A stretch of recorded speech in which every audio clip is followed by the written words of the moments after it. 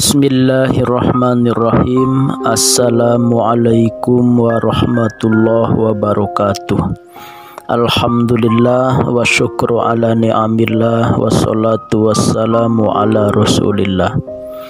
Sahabat-sahabat sekalian, puji syukur terpanjat kepada Allah, masih memberi umur dan masih terus mencicipi nikmatnya iman, walazzatul ibadah dan kelezatan ibadah. Saya akan menyampaikan tema 10 cara membawa keluarga ke surga. Sahabat-sahabat sekalian, memang mengajak keluarga, berdakwah kepada keluarga itu kadang-kala lebih sulit daripada ke orang lain. Baginda Rasulullah SAW berat sekali mendakwahi paman-pamannya. Ada Abu Lahab, ya, sampai Abu Thalib pun yang mendukung, tapi tidak menerima risalahnya, sampai meninggal pun tidak membawa iman dan Islam. Nabi Nuh berat sekali membawa anak-anaknya ke surga. Ada Kanan gitu ya, anaknya itu ya sampai akhir durhaka. Nabi Lut susah membawa istrinya untuk ke surga, itu berat sampai istrinya pun ya mati dalam kesesatan gitu. Begitu Nabi Adam pun sama gitu, punya anak yang ya Qabil itu sampai membunuh adiknya. Nabi Ibrahim punya bapaknya Azar, Nabi Musa punya bapak angkatnya Fir'aun gitu. Itu memang susah, sampai Asiyah pun punya suami Fir'aun. Itu memang keluarga itu kadangkala lebih susah daripada dakwah ke orang lain. Maka dengan itu kita ada 10 cara membawa keluarga ke surga. Yang pertama, ajak keluarga membawa visi misi yang sampai ke surga. Jadi kalau di acara kumpulan keluarga itu gitu, kita itu jangan hanya berakhir di dunia bahagia, harus sampai ke surga. Kita itu jangan sampai ada di antara kita yang satu ke surga, yang lain ke neraka. Kita harus berusaha gimana caranya kita bersama kelak di surga. Dengan cara apa? Dengan cara ya selalu melakukan yang Allah perintah, menjauhi selalu yang Allah larang gitu. Insya Allah kalau visi misi seluruh keluarga sudah ke surga, akan mudah nanti gitu. Selanjutnya, ajak keluarga muhasabah dan tausiah. Sekali-kali panggil ustadz ke rumah gitu, yang ngisi tausiah di depan suami, di depan istri, di depan anak-anak gitu, supaya ya kadangkala untuk mengoreksi diri itu susah, tapi kalau ya oleh orang lain itu kan kena kita, oh ternyata kita itu belum seideal yang seharusnya gitu. Dan biasanya kalau ngenasehatin istri, ngenasehatin suami, ngenasehatin anak itu susah, karena kadangkala ya namanya interaksi kita begitu sangat intens, ada bercanda, ada apa-apa, jadi mendengar nasihat kita kadangkala ya malah cengar-cengir gitu keluarga. Tapi kalau ada orang luar yang memberi tausiah, bakal kena biasanya. Selanjutnya, yang nomor ketiga, ajak keluarga untuk mengisi lembar mutabaah. Jadi kita itu punya target, misalnya yuk kita belajar tidak ada pagi hari kecuali kita duha, yuk tiada ada malam hari kecuali kita tahajud, walaupun bangun jam 4 hanya ada misalnya 15 menit lagi ke adzan, gak masalah. Tahajud 2 rakaat, witir 1 rakaat. Yang penting kan ya ininya dawamnya atau istiqomahnya. Khairul amal adwamuha wa in qala, sebaik-baiknya amal itu kontinunya ya, terus menerusnya walaupun sedikit. Jadi begitu mengisi lembar mutabaah. Lembar mutabaah itu semacam target gitu ya. Ada duha, ada tahajud, ada tilawah, misalnya 1 hari 1 juz atau berapa.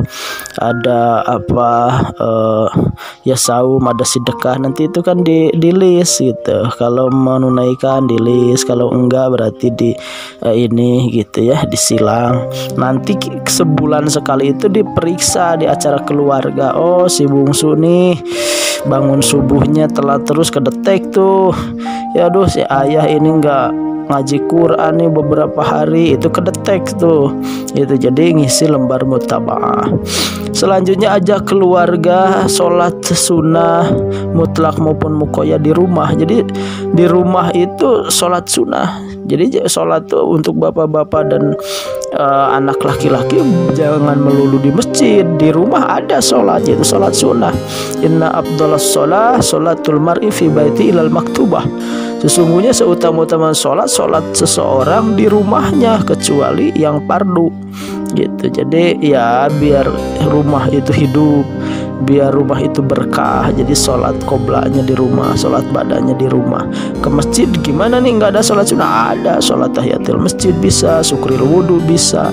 Jadi di rumah dulu sholat, ke masjid tahiyatul masjid, baru sholat berjamaah gitu. Pulangnya sama gitu. Jadi isi di rumah itu dengan sholat sunnah, atau ya tahajud, atau ya duha. Jadi rumah. Selanjutnya yang nomor kelima, ajak keluarga tadarus gitu. Jadi ya kita harus mempunyai agenda, misalnya maghrib mengaji.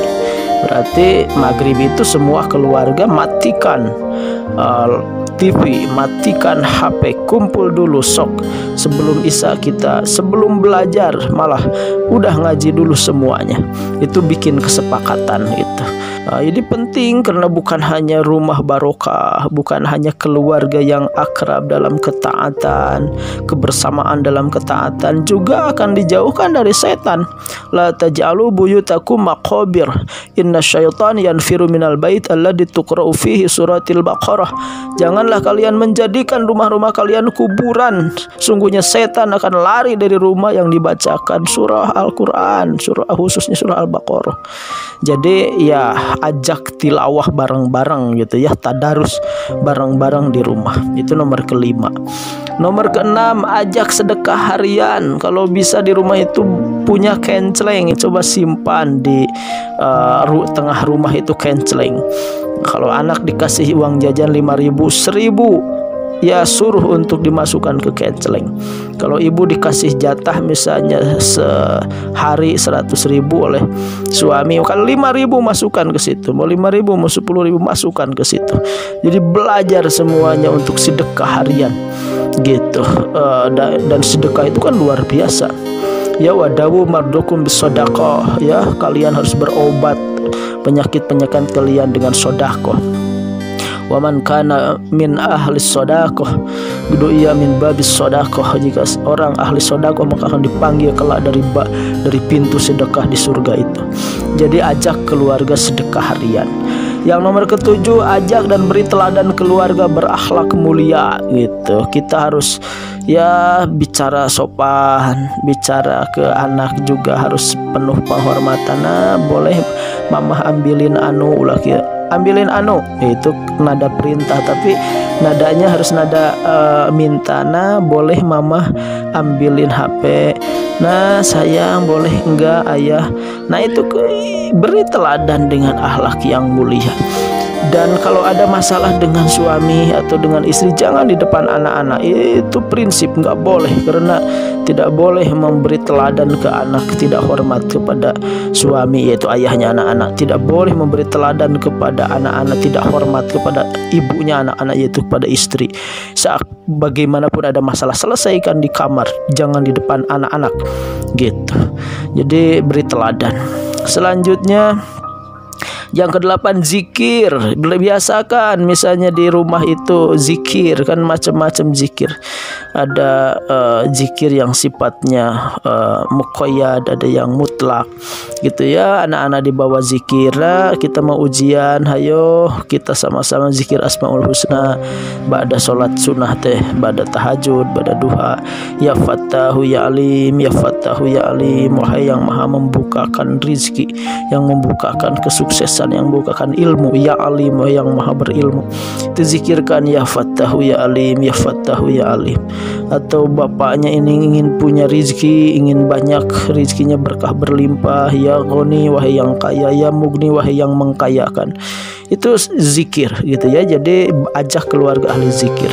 Selanjutnya yang nomor ke-9, hubungkan keluarga dengan komunitas kebaikan. Sekali-kali ajak keluarga ke pesantren yatim duafa, ajak ke panti jompo, ajak ke panti asuhan, supaya mereka bersyukur ternyata punya ayah ibu, sekolah bisa, yang lain ada yang di kolong jembatan, ada yang tidak punya ayah dan ibu terlantar gitu. Jadi hubungkan dengan keluarga dengan komunitas-komunitas kebaikan yang supaya anak itu ya ikut baik lah gitu, ikut bersyukur, bawa ke pesantren, dibawa ke majelis taklim, dibawa ke majelis muhasabah, i'tikaf gitu.